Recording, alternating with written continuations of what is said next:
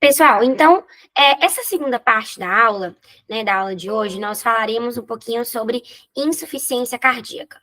O nosso foco em terapêutica não é entender o mecanismo, as causas, as classificações de insuficiência cardíaca.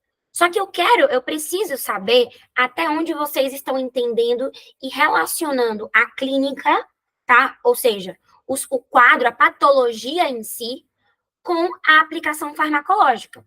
Como eu sempre falo com vocês desde micro, não dá para a gente entender como eu trato sem antes entender que patologia é essa, que condição clínica é essa. Por que o meu paciente está cursando com essa clínica, ok? Ou com esse tanto de exame, estudos complementares alterados. Então, a gente vai entender agora o que é a insuficiência cardíaca. Eu vou deixar essa parte teórica, pesada, classificação, tudo bem bonitinho, bem organizado, para a interna. Só que eu vou dar um pantachaço para vocês agora, dessa parte mais geral, tá bom? Então, quando a gente fala sobre insuficiência cardíaca, vocês precisam entender que a insuficiência cardíaca é uma situação clínica onde o paciente está cursando com o coração incapaz de trabalhar para suprir demandas do nosso organismo, ok? Então, como assim? Esse coração, ele não tem mais a capacidade, a força, o músculo, a válvula, capaz de realizar uma função 100%. Por isso que ele é um coração insuficiente, ok? Um coração insuficiente. Então, como que eu quero que vocês entendam isso? Vamos desenhar aqui um esquema, que é o esquema da insuficiência, dividindo o coração em dois. Vocês sabem que o nosso coração, ele literalmente, ele tem duas partes, ok? Ele tem duas partes. Ele tem uma parte que é o coração direito e outra parte que é o coração esquerdo. Fechou? Quando eu falo sobre coração direito e coração esquerdo, eu sempre tenho que colocar entre esse meio o pulmão, que é o órgão que vai receber o sangue do coração direito e vai liberar o sangue para o meu coração esquerdo. Então, no esquema, olha só o que eu vou fazer com vocês. Nós temos um pulmão, ou perdão, uma parte do coração, esse é o coração direito, e nós temos o pulmão. Esse aqui é o pulmão, tá? Os pulmões. Desse lado, nós temos o coração esquerdo. Fechou? Ficou claro para vocês? Eu dividi o coração em dois: coração direito, coração esquerdo, e no meio dessas câmaras, eu coloquei o pulmão. Bem, daqui vem o sangue do nosso sistema, concordam comigo? Vem o sangue, tanto da veia cava inferior quanto da veia cava superior, vem o sangue do meu organismo para o coração direito. Passou pela aurícula direita, depois descendeu para a aurícula esquerda, e esse sangue vai ser enviado para o meu pulmão.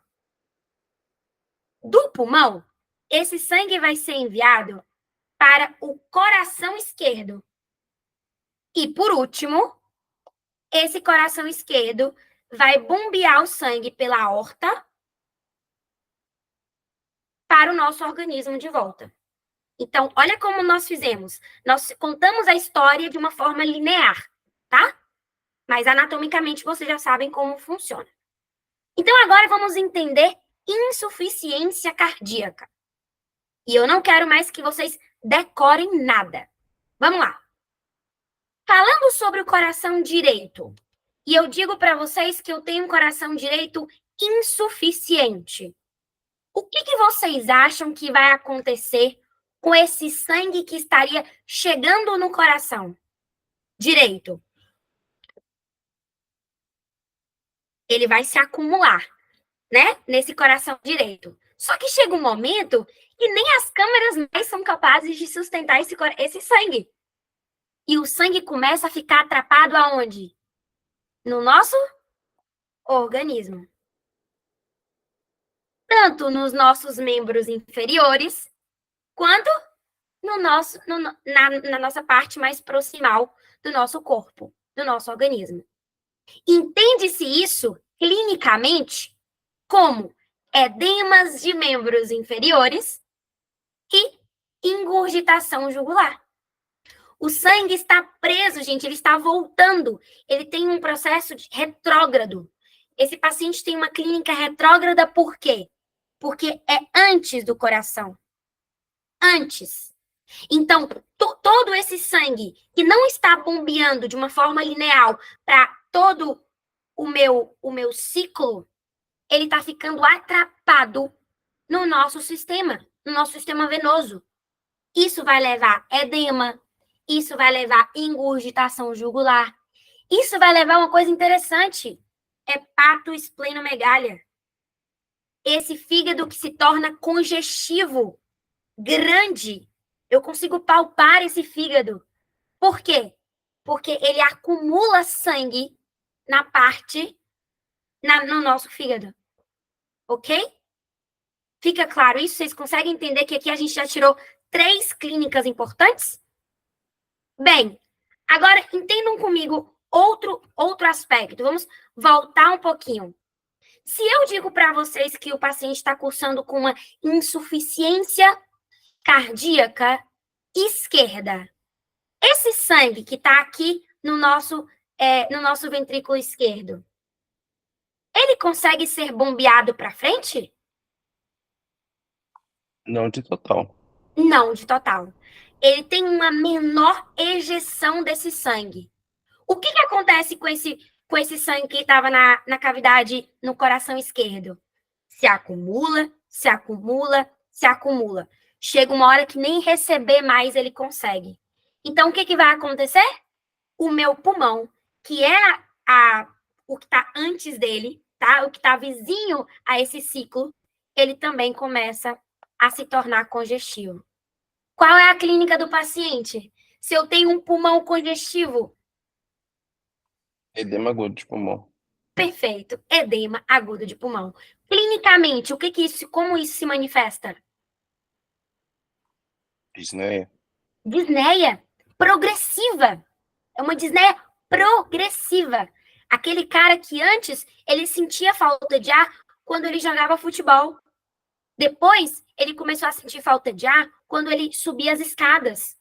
Depois, ele começou a sentir falta de ar quando ele, não sei, escovava o cabelo.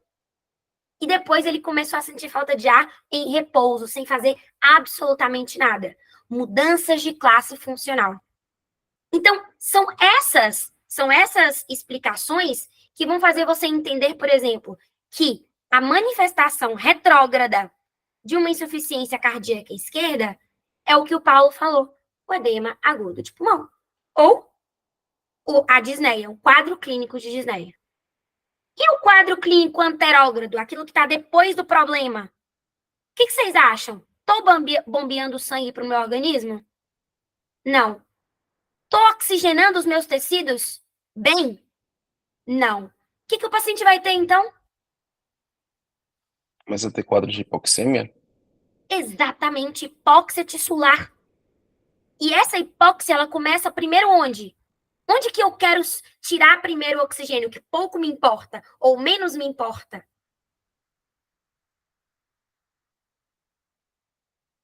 Se eu não posso tirar oxigênio dos meus órgãos vitais. As extremidades vai estar Extremidades. cianótico, né? Exatamente, cianoses. Então, esse paciente, ele vai cursar com uma cianoses. E não só isso, debilidade muscular. Porque cadê o oxigênio para fornecer energia para as minhas células musculares? Cadê esse oxigênio para poder dar atividade muscular? E quando eu falo músculo, é músculo das pernas, do braço, tá? Esse paciente astênico, que não tem força muscular, que fala que Há 2 anos ele conseguia carregar os netos no colo. E agora nem isso ele tem, porque ele não tem força. Ok? Então, isso aqui a gente pode... Então, perda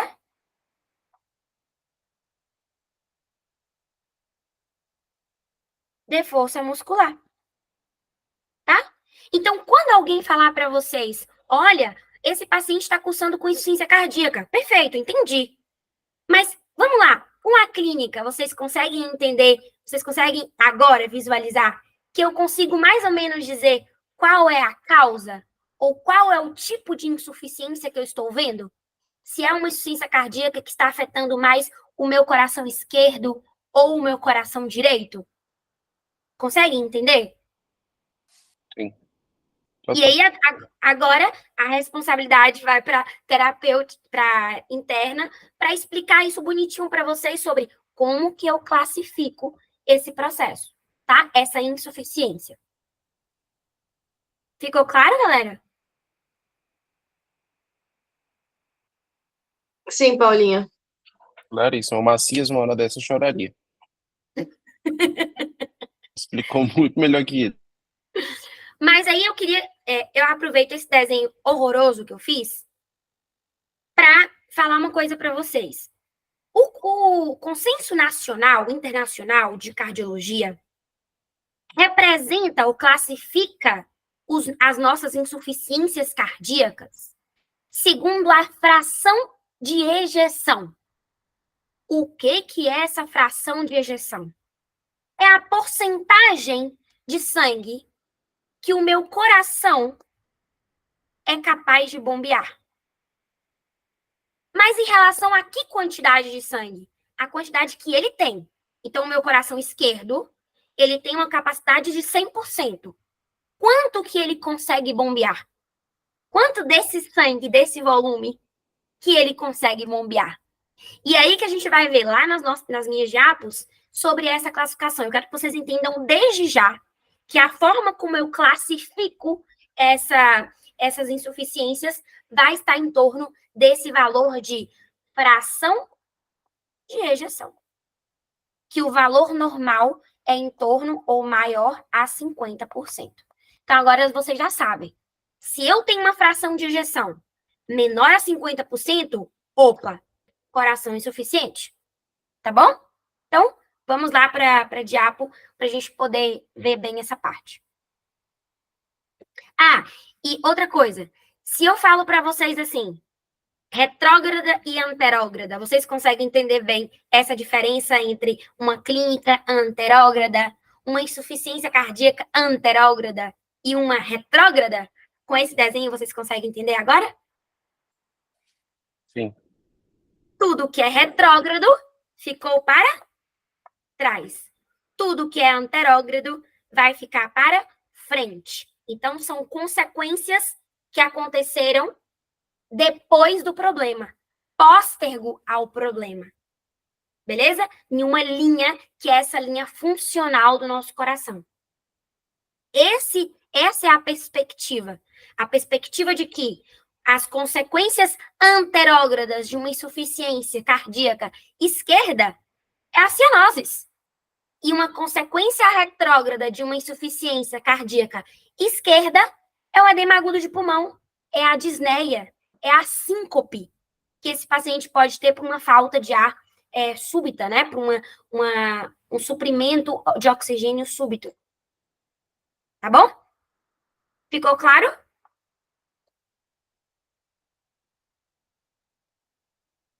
Sim. Agora sim eu Para posso. mim, sim. Então, agora sim a gente pode voltar a apresentar a insuficiência cardíaca ali de forma um pouco mais estática para a gente entrar na terapêutica. Arieta, Bia, Mari, tudo bem? Sim, sim. Tudo certo, Paulinha. Tá. Então, vamos lá. Então, como eu disse para vocês, que a insuficiência cardíaca era essa ausência da capacidade de suprir as nossas demandas metabólicas. Ótimo. E o que vai causar? Várias coisas podem causar insuficiência cardíaca, galera. Várias coisas.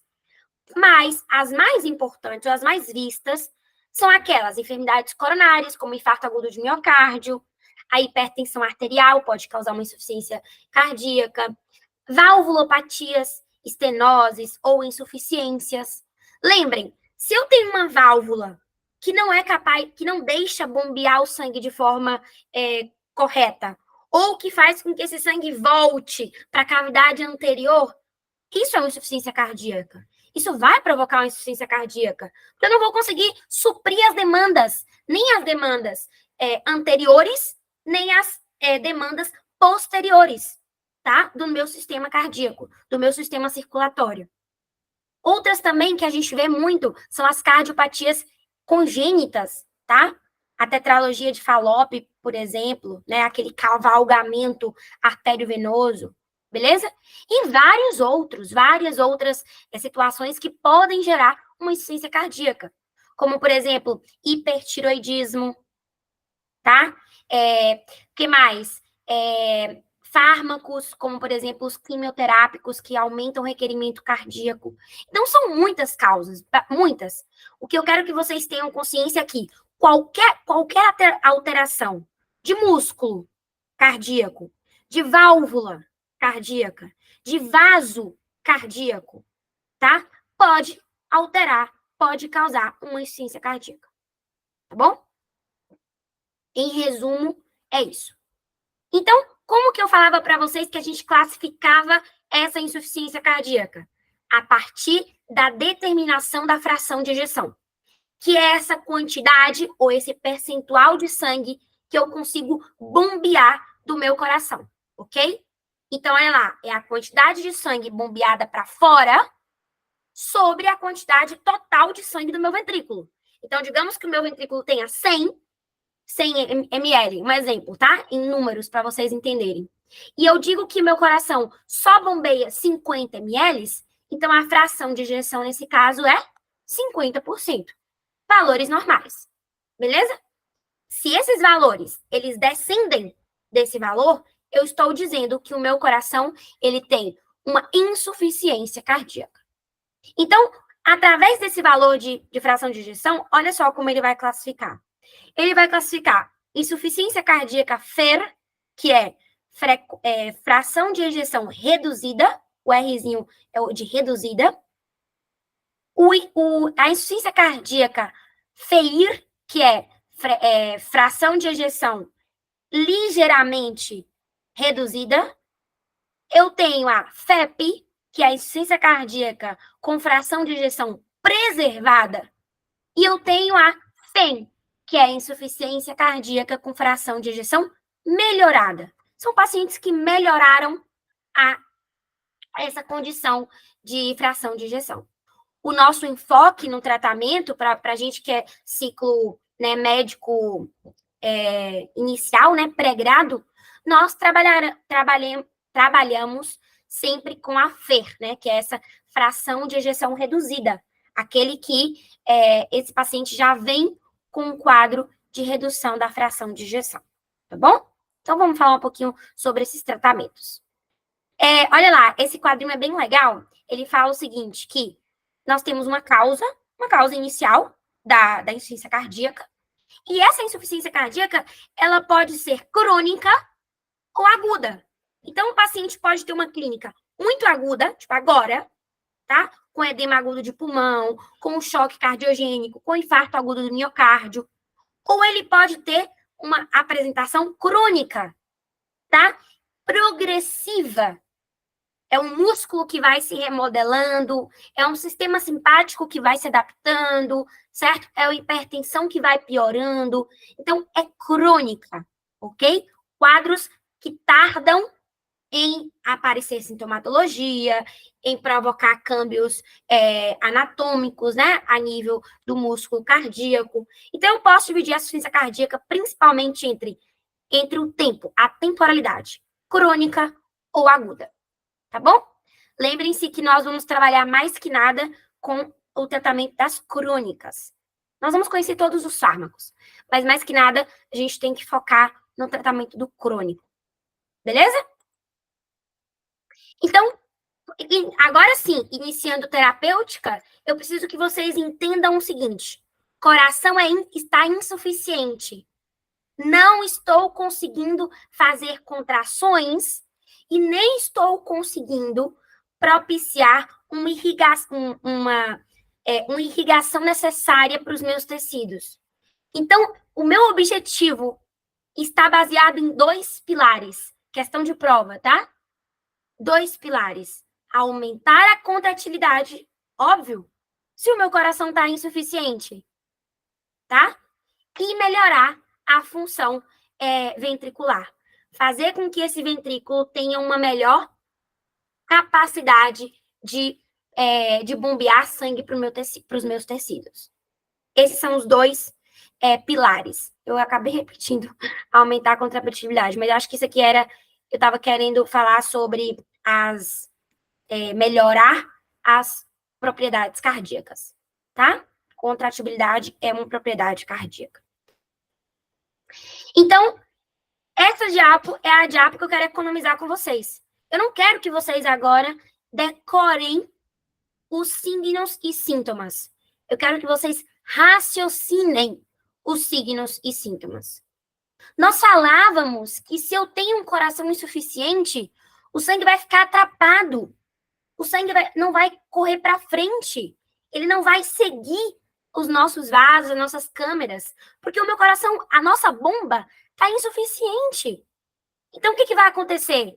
Esse sangue, que era para ser bombeado, que era para ter um segmento naquela linha que eu mostrava para vocês, ele vai ficar preso nas câmeras anteriores ou nos órgãos anteriores, tá? Então, olha só o que a gente vai encontrar no paciente. Disneia de esforço. Aquela famosa disneia paroxística noturna, que o paciente acorda à noite rápido, com a falta de ar, né? Com uma disneia progressiva durante o sono. Ortopneia, esse paciente, quando está deitado, ele sente falta de ar. Fadiga, debilidade, óbvio, eu não estou conseguindo irrigar o sangue, os meus tecidos. E principalmente o meu tecido muscular, que é o meu tecido responsável pelo aspecto de locomoção. Tudo bem? Tolerância e diminuída ao exercício. É aquele clássico que eu falei para vocês, do paciente que antes jogava pelota com os netinhos e que agora não consegue mais correr, não consegue mais ir para o futebol dele, ou não consegue mais até mesmo fazer atividade sexual, porque se sente intolerante, tá? Fadigoso. Perfeito? E quais outros signos que a gente vai encontrar? Ingurgitação jugular, aquele sangue, galera, que ficou atrapado na circulação venosa, tá? Refluxo hepatojugular positivo, que é quando eu aperto, eu pressiono o fígado do paciente e eu vejo uma regurgitação, tudo sangue preso. Todo esse sangue preso que ficou é um movimento desse retorno venoso, tá? Então, eu quero que vocês não mais decorem, mas sim raciocinem a clínica, tá bom? Ficou claro essa parte? Ou eu compliquei mais? Claro, Paulinha. Então, vamos lá. Então, sigamos, né? Outra coisa interessantíssima, que muita gente não lembra, quer decorar e não associa com a realidade. Por que um paciente aqui vai ter nictúria? O que vocês acham? Quer urinar toda hora à noite? Por essa reabsorção dos edemas de todo o corpo, né? Também concordo com você, mas, Mari, mais que nada, por esse sangue que fica muito tempo atrapado. Esse sangue atrapado na circulação, ele volta para a circulação renal. Então, esse paciente vai estar todo o tempo o quê? Filtrando, né? Tem razão. Entende? Uhum. Bem, então, isso aqui é o importante para a nossa prova de terapêutica. A partir disso, é o que a gente precisa para a terapêutica, que é a estratificação da insuficiência cardíaca. Depois, lá da parte interna, depois de ter entendido clínica, a gente vai entender agora a parte que realmente me importa. Então, se vocês quiserem colocar aí um xizinho, que é por essa parte que vocês precisam estar para terapêutica, tá? Que são as estadificações da insuficiência cardíaca. Para que eu preciso estadificar um paciente? Para saber qual medida que eu vou tomar. Para saber qual fármaco que eu vou dar, tá? Então, aqui, Arieta, aqui sim a gente vai começar a ver quais são os preferidinhos da insuficiência cardíaca. Um paciente que tem o estádio A, ou também pode ser chamado de estádio 1, são aqueles pacientes assintomáticos. Assintomáticos. Eles não possuem sintomas. E esse paciente tem alto risco de possuir uma insuficiência cardíaca. Quais são esses altos riscos? O que se configura como alto risco? Um paciente que já teve um infarto agudo do miocárdio, um paciente que já teve algum histórico de disfunção anatômica, como, por exemplo, uma patologia congênita. Então, eu dei alguns exemplos de pacientes que possuem o risco de ter insuficiência. Ele entra, portanto, como estádio A, ok? Então, para esse paciente, eu vou dar medidas gerais. Sempre as medidas gerais, elas sempre são importantes. Exercícios de baixa intensidade, constantes, boa alimentação, obviamente, né? Que são as medidas não farmacológicas. Mas, de fármaco, eu vou dar um IECA ou um ARA2. Tá? IECA ou ARA2. Já no estádio B, que são aqueles pacientes assintomáticos, mas que eles possuem uma anomalia, uma enfermidade cardíaca clara, eu vejo essa anomalia, eu sei dessa anomalia do paciente, ele sim vai ser colocado no estádio B, portanto, eu tenho que colocar mais um fármaco. Eu vou colocar o IECA ou o ARA2 e um beta-bloqueante. Tá? Então, eu coloquei aqui um mais outro. São 2 fármacos agora. Estádio 2, portanto, são 2 fármacos. No estádio C, ou estádio 3, os pacientes já são sintomáticos. Eles já são sintomáticos. É aquele paciente que já tem um edema, que já tem uma nictúria, que já tem uma ortopneia, que já tem uma disneia paroxística noturna, tá? É um paciente, por exemplo, que já tem uma alteração das classes funcionais. A classe funcional entende-se sempre por piora no quadro de disneia, né? Esse paciente que fala que antes podia fazer tal coisa, que hoje não pode fazer mais. Paciente com astênia. Então, esses pacientes, a gente já classifica ele como C, tá? C, ou estádio 3. E como que eu vou tratar ele? Bem, os fármacos de uso habitual, e tem alguns fármacos que eu posso usar de forma selecionada, como o antialdosterônico, o ARA2, os digitálicos, a hidralazina, tá? Esquecem esse dispositivo aqui, esses dispositivos não são importantes para a gente, isso aí é conduta médica pós-grado, né? Para especialista. O que a gente está focando são nos fármacos. Então, aqui a gente já pode ter possibilidade de uso de outros fármacos. Beleza? E o estádio D, o último, são aqueles pacientes com enfermidades cardíacas avançadas, e que eles possuem insuficiência cardíaca em repouso. Mesmo com o tratamento, esse paciente persiste com a sintomatologia.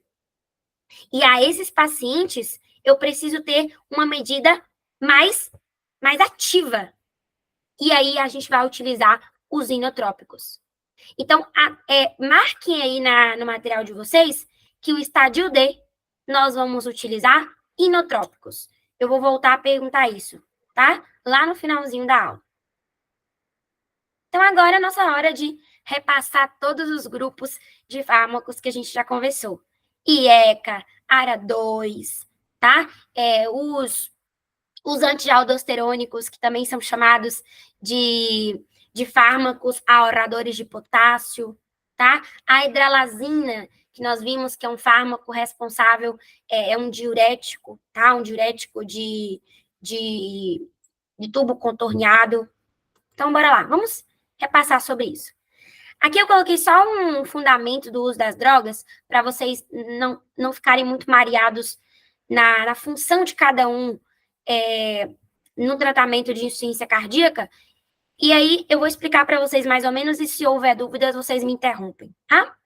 Galera, tem um paciente com insuficiência cardíaca, ok? Por qualquer causa que a gente já nombrou anteriormente. Essa insuficiência cardíaca, ela diminui o gasto cardíaco. Óbvio, essa insuficiência cardíaca, ela diminui o tanto que esse coração bombeia, tá? Por sua vez, com a diminuição do gasto cardíaco, eu acabo requerindo uma atividade do sistema nervoso central, do simpático, adrenalina e noradrenalina. O problema disso é que esse sistema nervoso simpático, ele provoca uma vasoconstrição. E essa vasoconstrição faz com que aumente as pressões do coração e diminua o gasto cardíaco. É um processo, um ciclo vicioso. Meu organismo sensa e a forma de compensar provoca ainda mais um quadro de requerimento cardíaco. Eu estou requerindo cada vez mais esse coração que não deveria, tá? Tornando ele cada vez mais insuficiente. Por outro lado, a diminuição do gasto cardíaco faz com que seja sensado lá na renina. A renina vai liberar a angiotensina 1, que por sua vez se converte a angiotensina 2 e que por sua vez se converte a aldosterona. E essa aldosterona também promove o ciclo vicioso da insuficiência cardíaca. Paula, para que eu tenho que saber isso? Eu tenho que saber para que eu possa entender onde que vai atuar cada fármaco que nós vamos conversar hoje. Se eu sei que nesse processo, nesse ciclo vicioso, a renina e a aldosterona têm um papel importante, que tal se eu bloqueio esse ciclo? Se eu bloqueio esse sistema da renina, angiotensina, aldosterona? É a minha possibilidade para a melhoria do paciente. Então, o que eu posso utilizar são inibidores de renina, os IECA, os ARA2, tá? Outra coisa, se eu sei que esse meu paciente com aldosterona lá no talo, lá em cima, ele está promovendo reabsorção de sódio, o que eu posso fazer para diminuir a reabsorção de sódio? Utilizar diuréticos. Esses diuréticos vão possibilitar uma maior eliminação desse sódio. Eu preciso cortar, gente, em algum local desse ciclo, desse processo de formação da insuficiência. Eu preciso cortar. Para isso que eu vou utilizar cada grupo de fármaco que a gente vai conhecer, tá? Os últimos que nós vamos ver hoje são esses inotrópicos aqui, que, como eu disse para vocês, são utilizados para o estágio D. É a minha última escolha, tá bom? Fiquem tranquilos que eles não vão perguntar isso na prova de vocês. Eles vão perguntar sobre cada grupo. E a gente vai repassar agora. Tá todo mundo aí comigo? Estão vivos? Sim. Bem, então vamos lá. Pergunta de prova. Quem puder anotar aí, deixa no cantinho. Esses dois quadrinhos aqui, eles tomam em prova. Quais são os fármacos que reduzem a mortalidade por insuficiência cardíaca? IECA, ARA2, beta-bloqueantes e espironolactona. Esses fármacos reduzem a mortalidade, tá bom? E quais são os fármacos que apenas dão alívio sintomático, que aliviam os sintomas do paciente? Diuréticos e digoxina, tá? Esses vão apenas alterar a sintomatologia. Isso eles perguntam. Por que eles perguntam? Porque eles querem saber se vocês entendem que a digoxina, muito pelo contrário, ela aumenta a mortalidade, tá? Os efeitos adversos da digoxina aumentam a mortalidade. Então, o que ele é usado é para sintomatologia, tá bom? A gente vai conversar sobre isso daqui a pouco. Vamos para essa nossa checklist para a prova, tá bom? Então, vamos começar com os nossos antagonistas de receptores de angiotensina 2, mais conhecidas como ARA2, e também aproveitamos a deixa e falamos do IECA. Pessoal, IECA. Quem lembra aí do IECA, que pode me ajudar com o IECA? IECA, o que ele fazia? Qual era o mecanismo de ação? Inibe a enzima que transforma a angiotensina 1 em angiotensina 2. Perfeito. E como paralelo a isso, ele também altera a degradação de bradquinina. Muito bem, como a Marieta falou, nós estamos interrompendo a conversão de angiotensina 1 em angiotensina 2, inibindo essa enzima liberada pelo pulmão. Essa enzima, ela também faria um papel importante na degradação da bradquinina. Como eu não tenho ela mais, eu estou tanto interferindo no sistema renina-angiotensina-aldosterona quanto na degradação da bradquinina. Resultado disso, um paciente com diminuição do sistema renina-angiotensina-aldosterona, ou seja, uma diminuição da PA, né, da pressão arterial, e também aumento da liberação de sódio, de água e diminuição da excreção de potássio. E eu também vou provocar uma tosse justificada pelo aumento da bradquinina. Tá bom? Então, lembrem disso. IECA faz, então, esses são os papeizinhos da IECA, né? Com aumento da bradquinina, vasodilatação, tosse e angioedema. E pela diminuição da angiotensina 2, como a Marieta falou, aumento da excreção de sódio, diminuição da excreção de potássio, diminuição do remodelado e melhoria da função endotelial. Tá? Então, o IECA vai fazer uma das coisas mais importantes no tratamento de insuficiência cardíaca, que é diminuir o remodelado. Cortar o processo daquele ciclo vicioso do coração, da insuficiência cardíaca. Tá bom? São todos os APRIL, né? Enalapril, cilazapril, fosinopril, perindopril e captopril. Os mais utilizados, enalapril e captopril. Tá bom?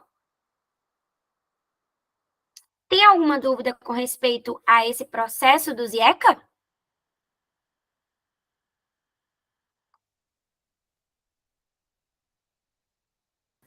Não. Tranquilo, Paulinha. Beleza. Então, sigamos. O problema do IECA, que eu quero que vocês tenham cuidado, é sobre as interações farmacológicas, tá? Que pode sim vir numa prova. Quais são as interações farmacológicas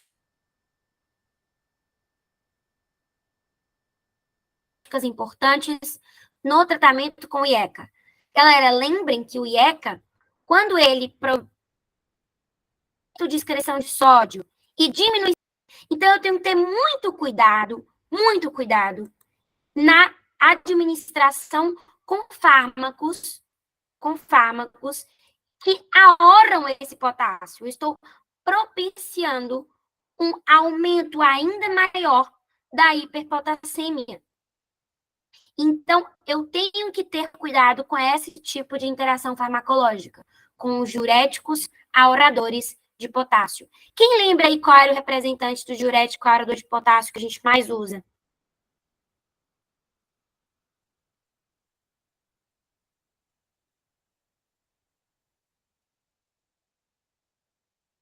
Lembram da espironolactona, né? Que é um diurético importantíssimo, que é ahorrador de potássio. Outro cuidado que a gente tem que ter é com os AINES, que diminuem a ação hipertensiva. Eles vão bloquear, de uma certa forma, a ação do fármaco que eu estou dando, que é a ação do IECA. Então, eu também tenho que ter cuidado com essa interação farmacológica. E, por último, a digoxina e o lítio, porque os IECA podem aumentar a concentração desses fármacos que são extremadamente tóxicos, tá? São muito tóxicos. Digoxina e lítio são muito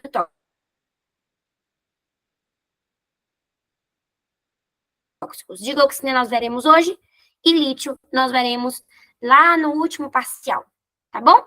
Então, o uso terapêutico do IECA, insuficiência cardíaca, hipertensão arterial, nefropatia diabética e profilaxis em eventos cardiovasculares. Não esqueçam disso, pergunta de prova, tá? Nefropatias diabéticas com problemas nefrológicos associados à condição da diabetes, tá? Então, aqui toda a farmacocinética para vocês, lembrar do mecanismo de ação, do uso que eu acabo de falar, da absorção, ela é absorvida de forma muito excelente por via oral, ela atravessa a placenta, portanto, não se dá IECA em embaraço. Ela não se metaboliza e a eliminação é por via urinária, tá? Por via renal. Os efeitos adversos, eu já sei. Se eu estou falando de um fármaco que diminui a TA, ele pode provocar hipotensão. Ele também pode causar insuficiência renal, porque ele é eliminado por via renal, então isso pode levar a uma sobrecarga renal. Ele pode provocar tosse seca e persistente por aumento da bradquinina, angioedema, erupção, hiperpotassemia, como eu acabei de falar, para a gente ter bastante cuidado com isso, e a teratogenicidade. Eu acho que eu não coloquei. Deixa eu só encontrar isso. Não coloquei, perdão. Essa aqui, coloquei sim. Essa tabela é a tabela do nacional, né, de consenso para insuficiência cardíaca, e eles colocam bem claros aqui os efeitos adversos. Então, cuidado, é uma questão que pode vir em prova, tá? Hipotensão arterial, aumento da creatinina, né, ou seja, insuficiência renal, hiperpotassemia, tosse seca e angioedema, tá bom? Então, essa imagenzinha que a gente usava para os IECA, né, e também para os ARA2, principalmente para o IECA, onde a gente pode ver esse drink de banana elevado, para dizer que esse fármaco provoca hiperpotassemia, essa mulher tossindo, para dizer que provoca tosse, tá? Tosse persistente, e esse cara meio caidinho, hipotenso, para dizer que também pode provocar hipotensão severa. Tudo bem? Essa mulher com o cartão de crédito CR de creatinina lá em cima, para dizer que ele pode provocar aumento de creatinina e a teratogenicidade com essa tarântula aqui. Tudo bem? O uso desse fármaco nessa imagem está perfeito. Por quê? Diminui o remodelado cardíaco. Olha aqui escrito remodeling, né? Então, ou seja, diminui o remodelado cardíaco. É utilizado em insuficiência cardíaca. Olha esse balão murcho. Usado em insuficiência cardíaca. Ele também é utilizado para nefropatia diabética. Olha esses docinhos aqui, esses pirulitos em forma de rim, né? Nefropatia diabética. E ele tem uma característica importantíssima, que é diminuir a mortalidade. Por isso que isso aqui é uma capelinha, para dizer que ele diminui a mortalidade. Tá bom? É um fármaco que pode ser tomado em prova por diminuir a mortalidade nesses casos que eu acabo de falar para vocês. Bom? Então, vamos para o ARA 2 rapidinho.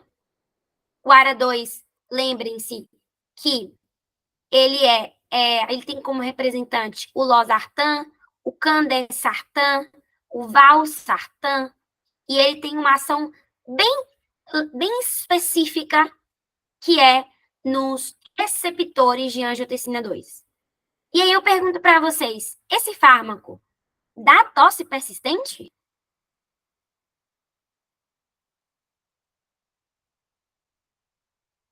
Não. Exatamente, ele não dá tosse persistente, tá bom? Por quê? Porque ele não tem ação sobre a degradação da bradquinina. Ele não tem ação aqui. Ele vai ter uma ação depois de todo o nosso ciclo sistema renina, angiotensina, aldosterona. Ele vai ter uma ação sobre os receptores. Vai ter uma diminuição da pressão arterial? Sim, vai ter uma diminuição da pressão. Mas aqui o papel dele não vai estar alterando o ECA, perdão, né? Que é a enzima convertidora de angiotensina. Portanto, não tem nenhum tipo de alteração na degradação da bradquininina, tá bom? Então, esse é o benefício do nosso ARA2. Essa capacidade, aqui eu coloquei os benefícios, essa capacidade de não provocar tosse, né? E provocar um quadro menos brusco de angioedema, bom? E a desvantagem do ARA2 é que ele é muito mais caro e ele tem, com respeito à proteção cardíaca, ele tem uma eficácia muito similar, tá bom? Muito parecida. Tá, aqui são o farmacocinética, tá? O mecanismo de ação antagonismo da angiotensina 2, os receptores dessa angiotensina 2. O uso são os mesmos do IECA, então saibam bem, porque a gente já otimiza a nossa informação. A biodisponibilidade é baixa, mas tem uma distribuição que atravessa a placenta também, então não pode ser aplicada em embaraçadas. E cuidado, que os efeitos adversos aqui são parecidíssimos com o dos IECA. Porém, ele não provoca tanto angioedema e não provoca tosse persistente. Tá bom? As contraindicações são as mesmas, inclusive nessa tabelinha vocês vão ver quais são as contraindicações. Aqui eu remarco o potássio alto, a angioedema, a estenose renal bilateral e o embaraço. Cuidado, eu não posso dar esses fármacos de forma alguma para mulheres embaraçadas, tá bom? E aí eu queria falar com vocês que a gente não via lá em hipertensão, porque não é útil para hipertensão, que é um fármaco novo que se chama sacubitril e valsartan. É uma associação entre ARA2, que é o valsartan, com sacubitril, que é o inibidor de neprilisina. Esses dois fármacos juntos, claramente já se sabe que esses dois juntos, eles promovem uma diminuição da mortalidade em pacientes com insuficiência cardíaca. Então, agora, eu tenho 3 opções para aquelas etapas que eu dizia para vocês, o estádio A, B e C. ARA2, IECA, ou o Entresto, que é como é chamado o nome comercial dessa associação de sacubitril com valsartan. Galera, quando inibo neprilisina, eu consigo inibir a liberação de péptido natriurético. E ao inibir a liberação de péptido natriurético, eu estou promovendo um alívio da formação de remodelado cardíaco. Então, eu associo 2 fármacos bem importantes e promovo, portanto, uma diminuição da mortalidade. Os efeitos adversos, os mesmos que vocês já conhecem, reduzam isso na cabeça. ARA2, IECA e Entresto são os mesmos efeitos adversos. Hipotensão, angioedema, deterioro de sensório, hipercalêmia e embriotóxico, ou seja, contraindicado também em embaraçadas. Por isso que na tabela da insuficiência cardíaca promovida lá pelo Ministério, eles colocam como sendo uma tabela só, né, para os 3. Tanto para o Entresto, o ARA2 e o IECA. Tá bom? Agora nós vamos para outro fármaco da nossa listinha, que são os inibidores de cotransportador sódio-glucosa tipo 2, que é o ISGLT2. Esse daqui nós vimos na aula passada, tá? Quando falávamos de diuréticos. São as famosas tiazidas, tá? Que inibem o canal de sódio lá no tubo contorneado distal. Tudo bem? Não sei se vocês vão lembrar dele, né? Dessa imagenzinha. Mas a gente falava que as tiazidas, ela tem uma ação aumentando o pH, diminuindo quase todos os eletrolitos, com exceção do cálcio, tá? Por isso que aqui a gente vai ver pedras de cálcio sendo jogadas nessa imagem. Beleza? Então, ele sim é utilizada como alternativa no tratamento de insuficiência cardíaca. Paula, onde eu vejo insuficiência cardíaca nessa imagem? Olha aqui o coração murcho, né? O coração murcho representa a utilidade dele como insuficiência cardíaca. Lembre-se bem disso, tá? Dos efeitos adversos que ele pode gerar. Ele pode gerar alcalose metabólica, ele pode gerar disfunção erétil, ele pode gerar hiperglucemia. Olha aqui, o pote de açuquinha lá em cima, lá no alto, né? Hiperglucemia, hiperuricemia, olha aqui os ovinhos sendo jogados, né? Que a gente falava que era os ataques de gota, tá bom? E aumento de triglicéridos. Olha a manteiguinha lá em cima também. Aumento dos triglicéridos, aumento dos lípidos. Tudo bem?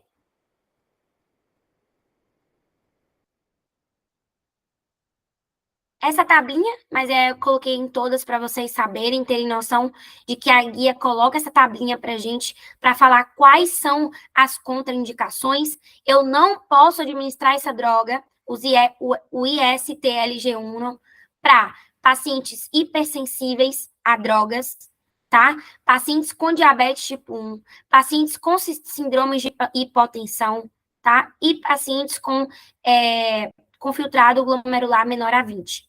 E tampouco em embaraçadas, tá bom? Sei que essa parte é meio maçante, mas a gente já viu tudo isso. Agora vamos para os antagonistas de receptores de mineralocorticoides, os nossos penúltimos. Quando a gente fala de ahorradores de potássio, nós estamos falando de fármacos que inibem receptores de mineralocorticoides, inibem receptores de aldosterona. E aqui nós estamos falando da espironolactona, que tem uma ação sobre o túbulo coletor e ele é famoso ahorrador de potássio, tá? Eu prefiro ir para a imagem, que assim a gente já repassa de forma mais leve. Lembrem-se que a aldosterona, ela tem o papel de reabsorver sódio, liberar potássio, liberar H+, no nosso túbulo coletor. Ao momento em que eu consumo uma espironolactona, eu vou fazer todos os papéis contrários dessa aldosterona, porque a espironolactona é uma antagonista da aldosterona. Então, ele é um diurético que ahorra o potássio, que evita que esse potássio seja eliminado. Então, olha o que vai acontecer. O potássio está salvo. O potássio está presente no sangue. Ele não vai ser eliminado no túbulo coletor. Tá bom? Então, nem ele, nem o sódio, nem ele, nem o H+ vão ser liberados. Só quem vai ser liberado é o sódio. O sódio, sim, vai ser eliminado no nosso organismo. Portanto, a espironolactona, ele tem como efeitos a diminuição do pH, a diminuição do sódio, porque o sódio está sendo eliminado, a diminuição do cloro, ao aumento do potássio, porque ele é um ahorrador de potássio, uma diminuição do cálcio e o aumento do magnésio em resposta a esse transporte de potássio preservado. Então, não se esqueçam disso. Isso aqui é extremamente importante para a prova de vocês, tá? Extremamente importante. Como efeitos adversos, o paciente vai... Se eu estou bloqueando receptores mineralocorticoides, concorda comigo que agora o paciente pode desenvolver ginecomastia, tá? Ele pode desenvolver disfunção erétil. Olha aqui a disfunção erétil, a ginecomastia. Também ele pode desenvolver hirsutismo, que é essa promoção de pelos, né? Principalmente na cara, certo? E alterações menstruais, como vocês podem ver aqui, o símbolozinho do útero, tá? Do endométrio, né? Do miométrio. Fica claro isso, galera? Tipo, eu tô indo mais rápido porque a gente já teve um momento de explicar, né, massivamente todos esses mecanismos de ação. Oi, Mari. Ah, tá. Ah, não, eu só ia falar que tá tudo certo. Tá, eu sei que é maçante, mas a ideia era fazer um repasso, tipo, vocês falando mais do que eu, mas estou seguindo para a gente poder chegar no ponto onde a gente não viu ainda, que é a digoxina, tá bom? Mas qualquer dúvida podem me interromper. Aqui eu já tinha colocado na aula anterior para vocês essa diferença que pode ser tomada em prova. A diferença entre espironolactona e eplerenona. E já respondendo a Arieta, o que ela falava da dúvida dela, a espironolactona, no caso da insuficiência cardíaca, é a predileta. É a espironolactona que eu vou usar no caso de insuficiência cardíaca, tá bom? Não a eplerenona.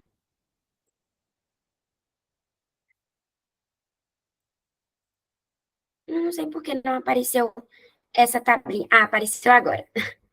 Demorando um pouco para aparecer, acho que deve ser a internet. Bem, os receptores adrenérgicos, eu vou poupar vocês, né? Porque a gente já tinha falado sobre eles. Lembrem-se que os beta-bloqueantes também são utilizados em insuficiência cardíaca, são muito importantes no aspecto do que é o processo de cardioseleção, ou seja, atuar sobre os os receptores beta, tá? Os beta-bloqueantes, eles vão dar o que a gente já conversou, que é essa diminuição ou melhoria do compliance cardíaco, tá? Ou seja, melhorar as propriedades cardíacas, principalmente nesse paciente que está requerendo muito desse coração. Desse paciente que eu não posso requerer muito dele porque ele já está insuficiente. Portanto, beta-bloqueante também é utilizado para o tratamento de insuficiência cardíaca, tá? A gente falava no videozinho anterior sobre os efeitos adversos, eu coloquei vocês para raciocinar sobre esses efeitos adversos, onde eu tenho bloqueado o beta-1 ou o beta-2, e a gente falava sobre os pontinhos para que vocês possam associar para a vida, né? Beta-bloqueantes provocam bradicárdia, dislipidêmias, disglucêmias, bradiarrítmia, tudo que é diminuição desses fatores encargados do beta-1 e do beta-2, tá bom? Aqui, o Ministério coloca como efeitos adversos o que a gente já conversou, mas como contraindicação, broncoespasmos, PR, né, intervalo PR de maior de 240 milissegundos e frequência cardíaca menor de 50 latidos por minuto, tá? Não acho que possa entrar na prova de vocês essas contraindicações, mas uma contraindicação que certeza eles vão tomar é de ECA. Então, por favor, deem muita atenção para isso. E aqui são as outras drogas que o que eu vou focar para vocês é a digoxina, tá?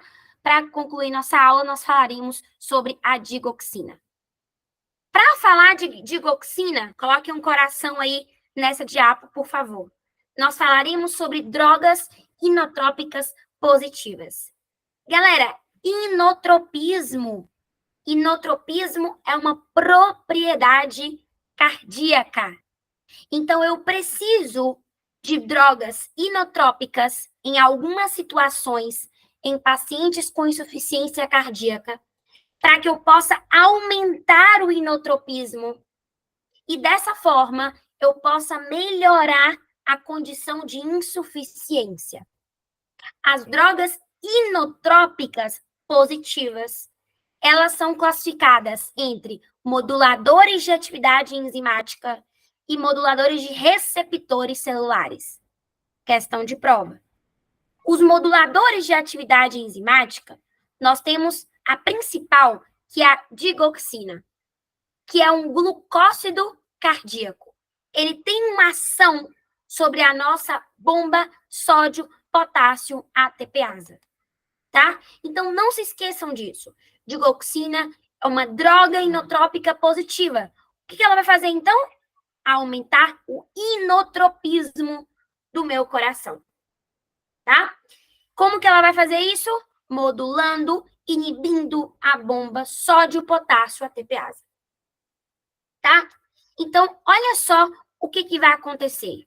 A digoxina, como eu disse, repito, é um inotrópico positivo aumentando a força de contração do meu coração, esse coração que está fraco, esse coração que está insuficiente, agora ele vai ter uma força de contração mais pesada, mais atuante. E ele também é chamado de digitálico. Quando vocês escutarem digitálico, é porque ele se origina de uma planta, que é a planta Digitalis purpúrea, que é essa plantinha aqui roxa, tá bom? Essa digoxina, ela tem, então, dois mecanismos. Um mecanismo direto, que é o principal dela, que a gente já conversou, que é inibir a bomba sódio-potássio ATPase. E o indireto é estimular o sistema nervoso parasimpático e inibir o sistema nervoso simpático. Então, perceba, o coração, ao inibir a bomba, ele vai estar com uma melhor contração. Só que de forma indireta, ele vai também alterar a atuação do sistema nervoso. E aí eu vou querer um positivo, que é o parasimpático, e inibir um super negativo para a insuficiência cardíaca, que é o sistema nervoso simpático. Então, esse processo é um processo benéfico para o coração. O problema é que quando em altas doses, a digoxina, ela pode provocar a estimulação do sistema nervoso simpático. E isso não é benéfico, porque quando eu aumento o tono vagal, quando eu aumento a estabilidade e eu aumento o período refratário do coração, eu posso provocar arritmias importantes.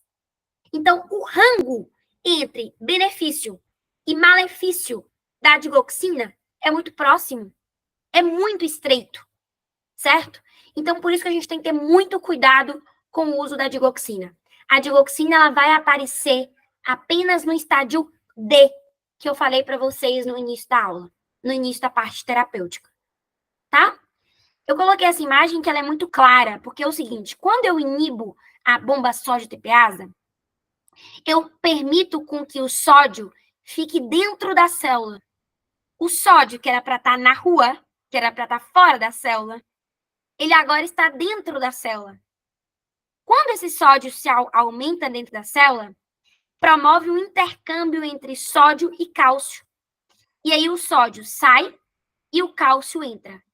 Cálcio é importante para o mecanismo de contração. Portanto, se eu tenho cálcio dentro da minha célula cardíaca, dentro da minha célula do miocárdio, eu vou permitir uma maior força de contração. É isso que o digoxina vai fazer. Ela vai aumentar o inotropismo cardíaco. Tá bom? Fica claro isso para vocês? Eu sei que deve estar todo mundo queimado já, mas a gente já está acabando, tá bom? Então como forma para que vocês possam entender, o uso da digoxina, repito, se dá em insuficiência cardíaca estádio D. Ele é um inotrópico. Eu até coloquei aqui a partezinha, cortei a parte para vocês verem bem isso. Questão de prova. Ele é utilizado para pacientes com estádio D. Pacientes que têm insuficiência cardíaca em tratamento, mas que não se resolve. Tudo bem? Não uso em estádios anteriores. Eu também uso para fibrilação auricular, né? Se vocês falarem isso na prova, insuficiência cardíaca, estádio D e insuficiência cardíaca associada à fibrilação auricular, vocês já ganham um super ponto para a prova. Tudo bem? Então, por favor, saibam bem isso. Já falamos dos mecanismos de ação, são 2 mecanismos de ação, e que em altas doses, na verdade, o que eu faço é aumentar o tônus simpático, que não é benéfico. Deixa eu contar uma anedota para vocês, para que vocês não esqueçam. Segundo teorias, dizem que Van Gogh, que é um artista, né? Um pintor, ele se intoxicava com digoxina. Por isso que ele criava as suas obras com essa tonalidade similar à sua sintomatologia. Essas obras mais amarelas, né? Esverdeadas, amarelas. Então, essa é uma teoria que eles conspiram sobre o porquê que Van Gogh utilizava essas cores muito marcadas em suas obras.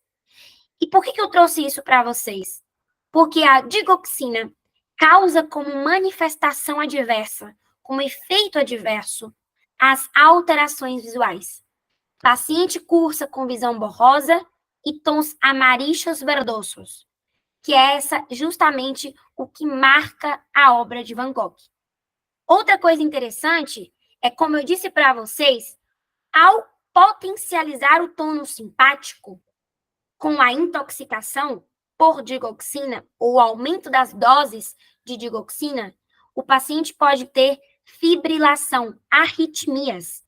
Então, é uma droga super perigosa, porque, por um lado, eu estou melhorando o quadro de insuficiência cardíaca, mas, por outro, eu posso provocar uma arritmia, tá? Ou até mesmo um bloqueio. Enfim, eu posso provocar uma arritmia, seja ela uma brade ou uma taquiarritmia, tá bom? Outra coisa que vocês podem colocar, que é o chamucho de sempre, né? Manifestações gastrointestinais, náusea, vômito, isso aqui também entra na manifestação adversa da digoxina. Último pontinho, incubeta ou cubeta digitálica. O que é isso? Cubeta digitálica, galera, é uma alteração do eletrocardiograma em pacientes que estão em uso com a digoxina ou digitálicos. Imagine o seguinte, eu não estou falando que ela é um digitálico. O que vai acontecer no eletrocardiograma é uma digitalização. Parece que eu peguei o dedão, né, a minha digital, e imprimi sobre esse eletrocardiograma. Então, olha o que vocês estão vendo. No intervalo QT, existe essa depressão, essa cubeta digitálica, tá? Em pacientes com uso de digoxina. Tá bom? Ficou claro para vocês o que é a cubeta digitálica?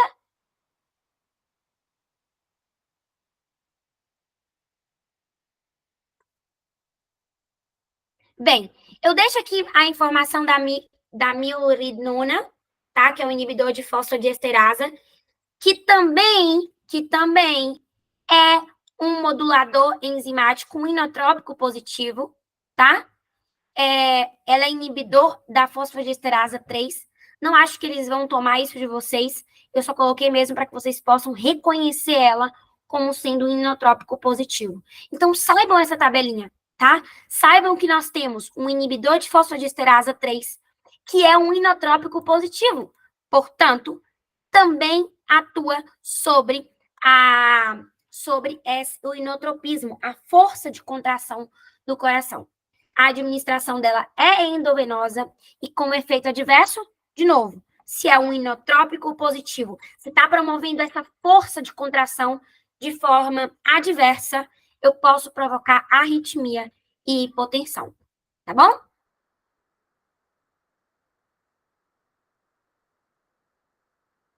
Essa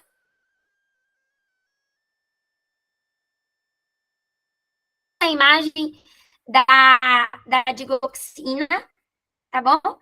A imagem da digoxina de DJ.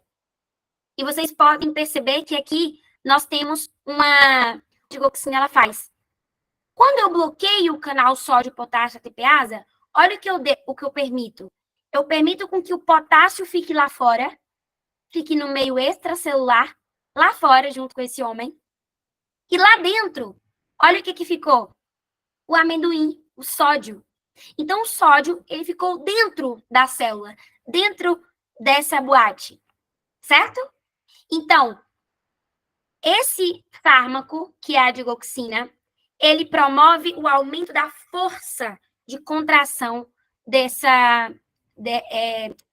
do coração. Por isso, ele é um inotrópico positivo. Ele aumenta o inotropismo. Beleza? O inotropismo. Quando que eu vou utilizar ele? Para insuficiência cardíaca, tá? Insuficiências cardíacas, obviamente, do tipo D, né? Mais graves. E quando também que eu vou usar ela? Em caso de arritmia. Isso aqui é Essa aqui é como se fosse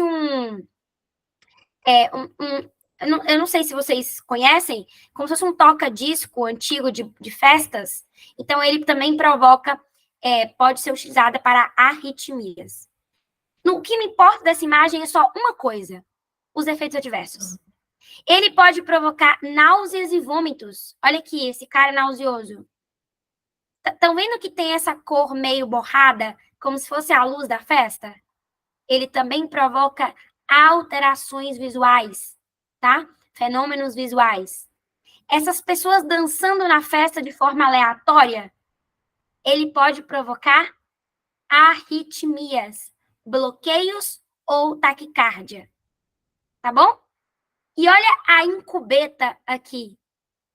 No segmento ST, eu posso ter a digitalização do eletrocardiograma. Tá bom?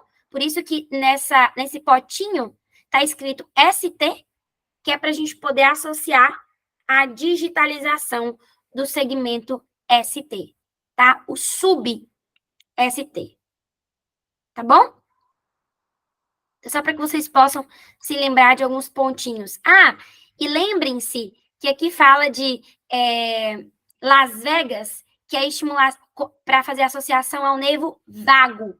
Ele estimula o nervo vago, principalmente em processos de intoxicação ou aumento de doses por digoxina. Saibam disso, tá? Digoxina tem um rango terapêutico muito limitado entre o benéfico e o maléfico. E por último, para terminar nossa aula, dopamina e dobutamina. O que eu quero que vocês saibam dessa diapo? Vamos ser bem específicos, ok? Eu quero que vocês reconheçam que a dopamina e a dobutamina são utilizadas como drogas para o tratamento de insuficiência cardíaca aguda em pacientes que chegam com complicações, em pacientes que chegam com quadros agudos por insuficiência cardíaca, eu vou aplicar dopamina ou dobutamina. Mas o grande problema, que pode ser uma questão de prova, é diferenciar as ações da dopamina. Em doses baixas, a dopamina não tem nada a ver com o coração. Ela tem a ver com receptores D2, de dopamina. Outra coisa que nós veremos lá em sistema nervoso central. Em ações intermediárias, aí sim, ela tem uma ação sobre o coração, sobre o beta-1. Portanto, em doses intermediárias, a dopamina tem uma ação sobre o inotropismo do coração. Olha aqui a tabelinha de novo, a dopamina aqui, receptores dopaminergicos e adrenérgicos, mas o que eu mais me importo aqui é essa ação com doses intermediárias para os receptores de beta-1, os receptores adrenérgicos. Então, galera, quando eu falo para vocês para saber disso, por favor, tenham consciência que em doses altas, ela estimula receptores de dopamina. Em doses intermediárias, ela estimula os receptores beta-1 do coração. Efeito, portanto, sobre o inotropismo do coração. E em altas doses, ela tem um efeito sobre os receptores alfa. Então, a gente sempre costuma dizer que doses baixas D, intermédia B e doses altas A, que é o de alfa. Então, percebam que a dopamina, ela também tem uma modificação na sua ação de acordo com a sua forma de administração, a quantidade de administração. É uma droga administrada por via endovenosa, tá? Tem uma vida média curta, de 2 minutos, e uma excreção a nível renal. Os efeitos adversos são todos aqueles mesmos que a gente já sabe, que todos os inotrópicos podem provocar. Náusea, vômito, taquicardia, tá? Que são as arritmias, dor torácica, tá bom? Hipotensão, disneia, cefaleia. As drogas inotrópicas positivas, ela tem essa capacidade de promover efeitos adversos muito similares, tá bom? É só lembrar a digo da digoxina que a gente consegue lembrar das outras, tá? Então, eu sei que é uma aula muito longa, uma aula cansativa, mas o que eu quero que vocês fixem é principalmente, os outros vocês já sabiam da aula anterior, mas principalmente a digoxina, tá bom? Inotrópico positivo, utilizado em estádio D e insuficiência cardíaca associada à fibrilação auricular, tá bom? Arritmias. Que por forma, por um cuidado, a gente tem que reconhecer que ela também pode causar uma arritmia. Apesar de ser utilizada para arritmias, ela também pode provocar uma arritmia importante. Tudo bem? Então, realmente é uma aula cansativa, eu sei disso, mas eu espero que vocês tenham, pelo menos, fixado ou levado o mais importante desse tema. Por favor, não abandonem terapêutica, tá? Não abandonem. É isso, galera. Longa, Obrigada, cansativa. Paulinha. Foi pesado mesmo, mas agora é hora de